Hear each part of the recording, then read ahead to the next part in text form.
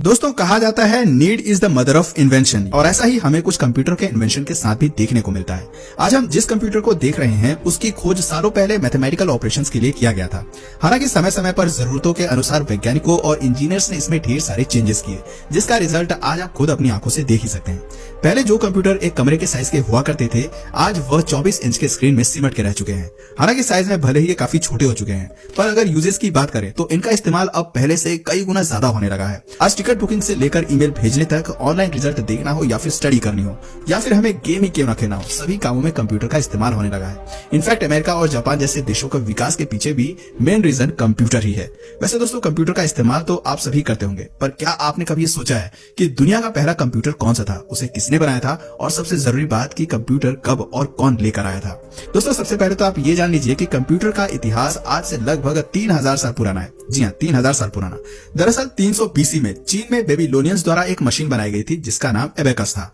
यह लकड़ी का एक फ्रेमवर्क था जिसमें 2 वायर लगे होते थे। ये दोनों ही वायर एक दूसरे के पैरेलल होते थे और इन वायर के ऊपर बेड के शेप के कुछ स्ट्रक्चर्स लगे होते थे जिनका यूज कैलकुलेशन करने के लिए किया जाता था।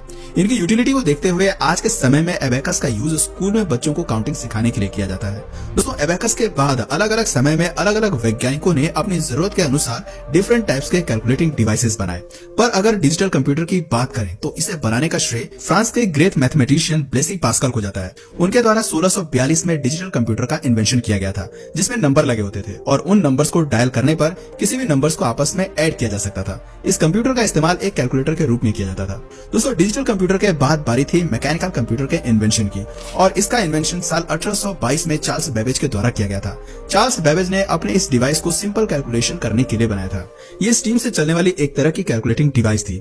इस डिवाइस को बनाने के बाद 1830 में चार्ल्स बेबेज ने एक और कैलकुलेटिंग डिवाइस बनाई जिसे उन्होंने डिफरेंशियल इंजन का नाम दिया। डिफरेंशियल इंजन की हेल्प से ही सभी तरह के मैथमेटिकल ऑपरेशंस किए जा सकते थे।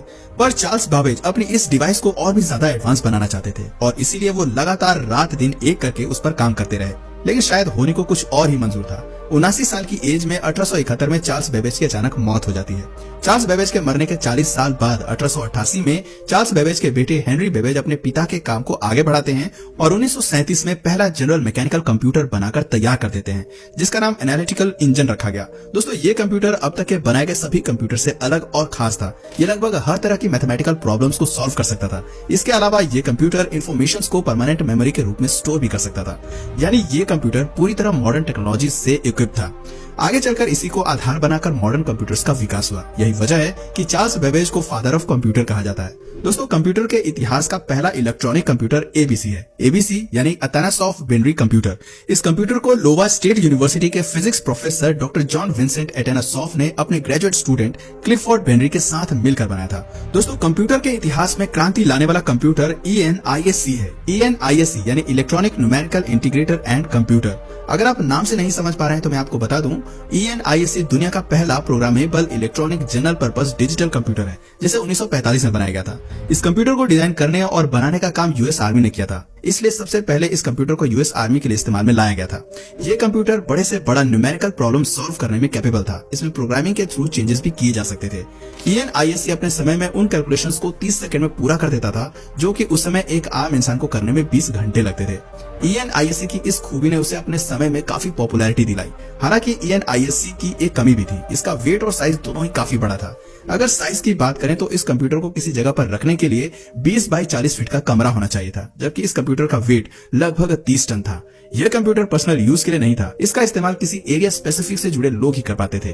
दोस्तों इस पहले प्रोग्रामेबल कंप्यूटर के बनने के कुछ ही समय बाद पूरी दुनिया में एक इंडस्ट्रियल रेवोल्यूशन आ गया। दुनिया की हर बड़ी कंपनी कंप्यूटर बनाना और उसे बेचकर पैसे कमाना चाहती थी।